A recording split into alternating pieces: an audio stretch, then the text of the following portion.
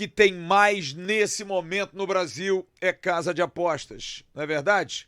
Mas tem muitas delas fora da lei. Mas uma das casas que está regularizada e pronta para atender você dentro da legislação brasileira é a 1xBet.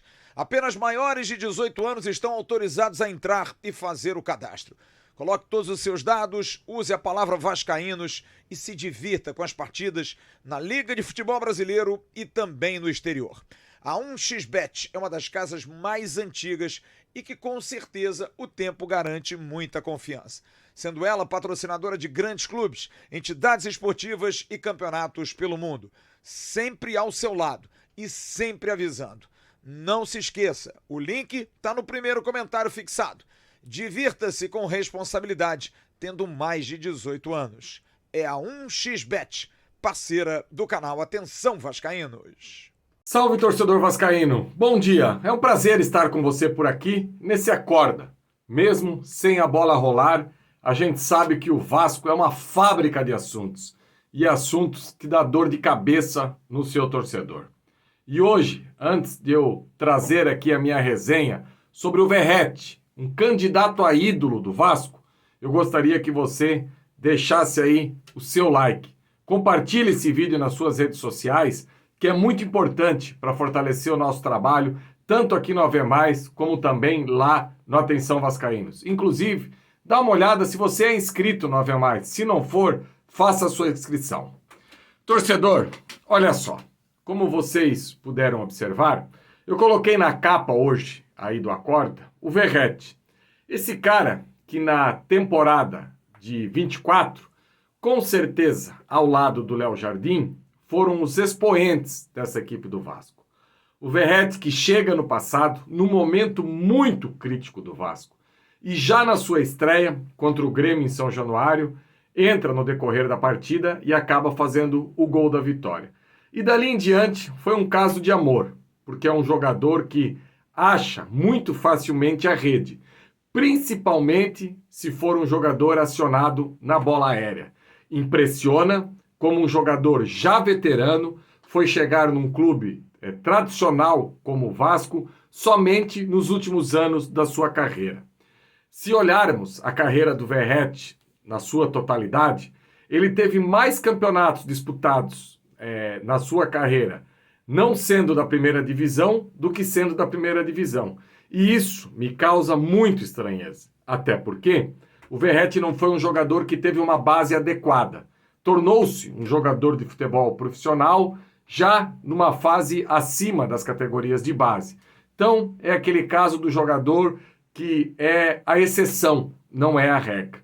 E no Vasco ele resolveu, durante várias partidas, o nosso problema. Inclusive, esse ano, eu acho que no jogo mais emocionante para o torcedor, aquela classificação para a semifinal da Copa do Brasil na Arena da Baixada, o Vasco perdendo por 2-0, naquela panela de pressão que é aquele estádio, e o Verratti tira um coelho da cartola numa cabeçada no cruzamento do Piton e depois ainda fecha as cobranças de pênalti, colocando o Vasco aí numa semifinal de competição nacional depois de 13 anos. E é um jogador que tem o carinho do torcedor vascaíno. Todo mundo gosta do Pirata. Aliás, as crianças veem nele talvez o principal ícone dessa equipe desses últimos 2 anos. E, infelizmente, no final dessa temporada agora, acontece o que eu coloquei aí no título do Acorda de hoje. Esse desgaste desnecessário. E por que eu falo isso, torcedor? Olha só, a gente não pode esquecer que o Verratti chega no Vasco com salário baixo. Até porque ele jogava num time com muito pouca tradição na Argentina. Não era de uma equipe de ponta, não tinha um salário de ponta. E a nossa moeda, nos últimos anos, por incrível que pareça, é mais forte do que a dos nossos vizinhos. E o Vasco faz uma proposta, primeiro é um contrato de empréstimo, só pela questão aí da burocracia, do trâmite para ele poder fazer a sua estreia rápido, e depois o Vasco faz a aquisição do Verratti.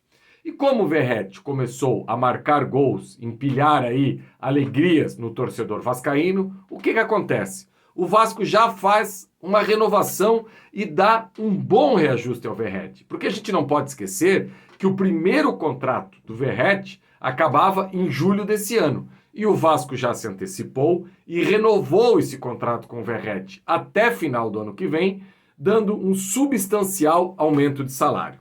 Aliás, informação do Gilmar Ferreira, até quero fazer um convite para você aqui, torcedor.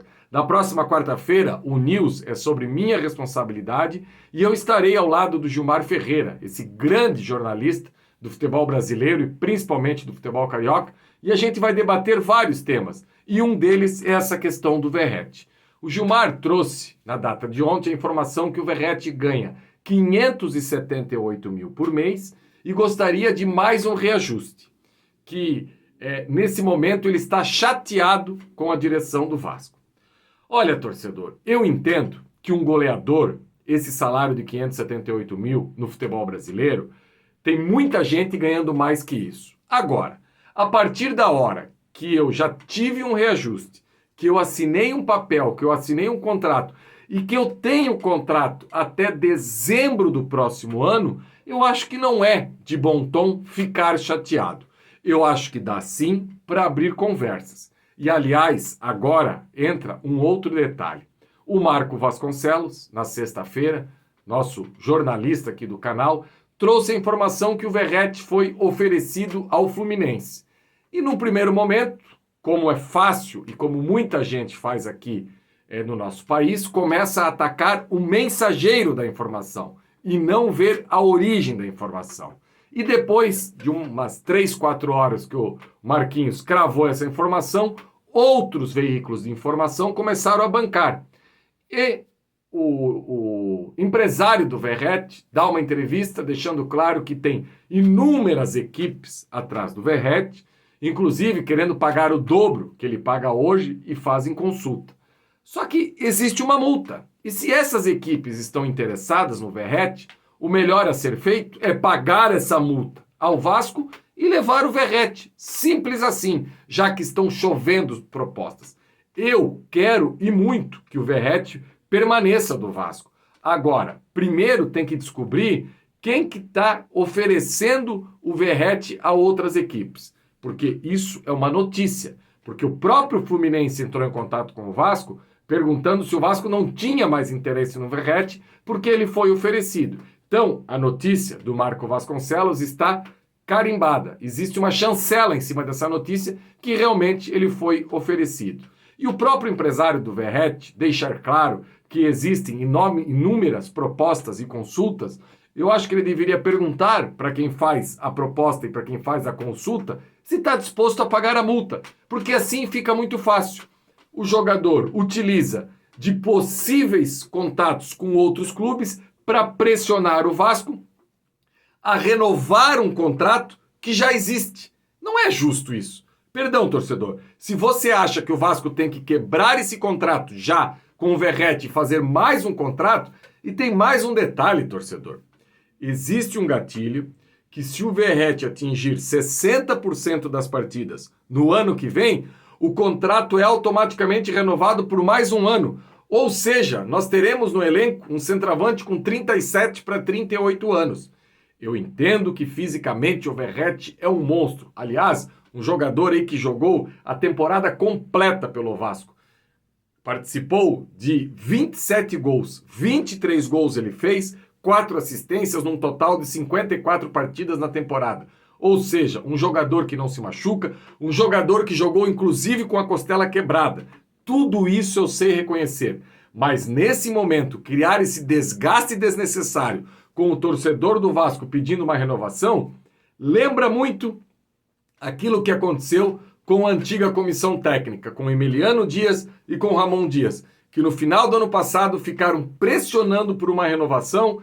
O Vasco não tinha necessidade porque eles tinham mais um ano de contrato e esse ano a gente já pôde aí observar o que aconteceu.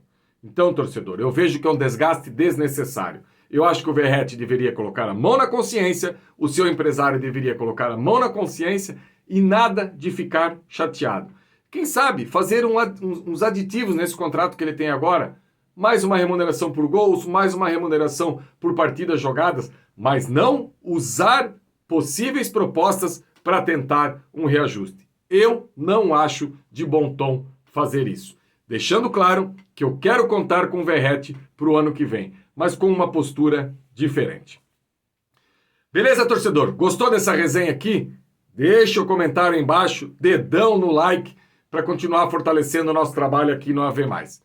Digo mais, daqui a pouco chega Emerson Rocha com um Bom Dia Gigante, à noite tem o News, mesmo nesse recesso a gente vai atrás e na busca de informação. Lembrando que hoje pode ser um dia muito importante para a contratação do novo técnico do Vasco com a negociação aí do Renato Gaúcho.